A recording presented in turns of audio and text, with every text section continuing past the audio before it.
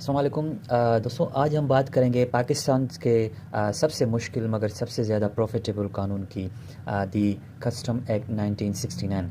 अगर आप एलएलबी के स्टूडेंट हैं, इंपोर्टर हैं, एक्सपोर्टर हैं, या बस ये जानना चाहते हैं कि आईफोन या गाड़ी, कार पाकिस्तान लाते वक्त बॉर्डर पर क्या होता है, तो ये लेक्चर आपके लिए है। द बॉर्डर गार्डियंस, कस्टम क्या है? बेसिक कॉन्सेप्ट को समझते हैं सबसे पहले। दोस्तों, सोचिए पाकिस्तान एक घर है, उस घर का एक दरवाज़ा है। अब उस दरवाज़े से जो भी चीज़ अंदर आएगी या बाहर जाएगी उस पर नज़र रखना और उस पर एंट्री फ़ी लगाना पाकिस्तान कस्टम का काम है। कस्टम के दो मेन ऑब्जेक्टिव्स हैं। कौन कौन से ऑब्जेक्टिव्स हैं? रेवेन्यू कलेक्ट करना, गवर्नमेंट के लिए पैसा जमा करना ड्यूटीज़ और टैक्सेस के ज़रिए।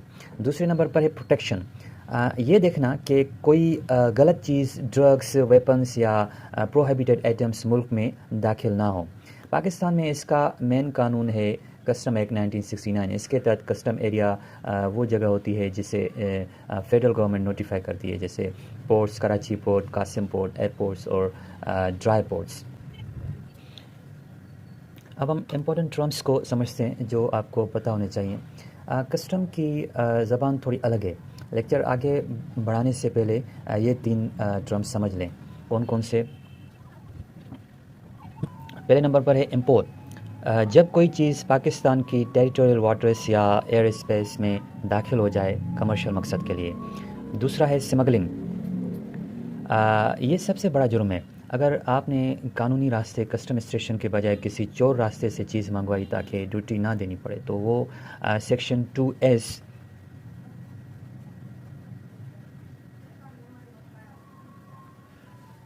के तहत स्मगलिंग है। देन उसके बाद है bill of entry, GD, goods declaration. ये वो सबसे इम्पोर्टेंट डॉक्यूमेंट है जो इम्पोर्टर्स फाइल करता है, इम्पोर्टर फाइल करता है। इसमें आप बताते हैं कि भाई मेरे पास ये माल है, इसकी इतनी कीमत है। इस डॉक्यूमेंट के बगैर माल क्लियर नहीं हो सकता। अब हम आते हैं the classification game, HS code. अब सवाल ये है कि कस्टम्स को कैसे पता चलता है कि किस चीज़ पर कितना टैक्स लेना है।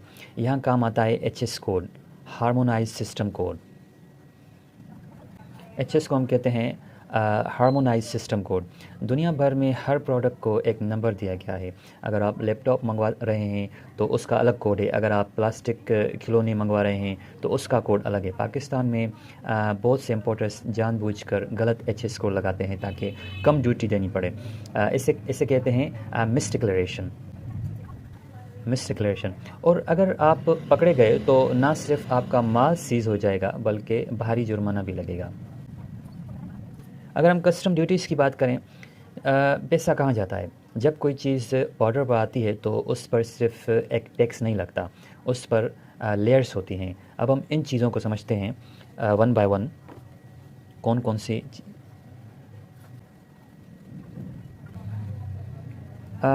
सबसे पहले कस्टम्स ड्यूटी, ये मेन टैक्स है जो प्रोडक्ट की कैटेगरी पर डिपेंड करता है। उसके बाद आता है एडिशनल कस्टम्स ड्यूटी, ACD, ये अक्सर एक्स्ट्रा लगाया जाता है। और उसके बाद है सेल्स टैक्स, जो FBR कलेक्ट करता है obviously. And then last one के इनकम टैक्स विद होल्डिंग, जो हमने पिछले लेक्चर में डिस्कस किया था। आप हमारा प्रीवियस लेक्चर देखेंगे, वो सारा टैक्स से रिलेटेड है, उसमें ये चीज़ें सारी डिस्कस की गई हैं। तो सेक्शन 25 जो है कस्टम एक्ट को अगर हम पढ़ें तो वो वैल्यूएशन के बारे में बात करता है। किसके बारे में? 25 में क्या आता है? वैल्यूएशन। ये कस्टम्स एक्ट का सबसे कंट्रोवर्शियल सेक्शन है। इंपोर्टर कहता है मैंने ये चीज़ $100 की ली है, लेकिन कस्टम ऑफिसर कहता है नहीं, इसकी मार्केट वैल्यू $150 है, हम 150 पर टैक्स लेंगे। इस बहस को वैल्यूएशन डिस्प्यूट कहते हैं।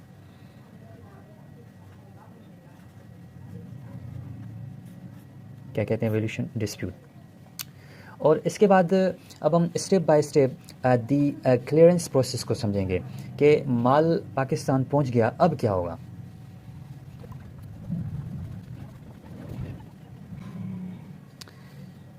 तो माल पाकिस्तान पहुंच गया, उसके बाद क्या होता है?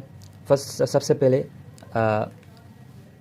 अराइवल, ठीक है। शिप या प्लेन पोर्ट पर आता है। अराइवल में क्या होता है, शिप या प्लेन पोर्ट पर आता है। उसके बाद आता है IGM import journal manifest, means captain list देता है कि मेरे पास क्या क्या माल है, वो आता है IGM में।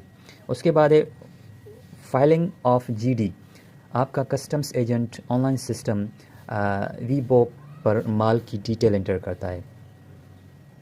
इसके बाद है assessment and examination, means customs officer या तो पेपर चेक करता है या फिज़िकल माल चेक करता है कि कहीं मिस डिक्लेरेशन तो नहीं है।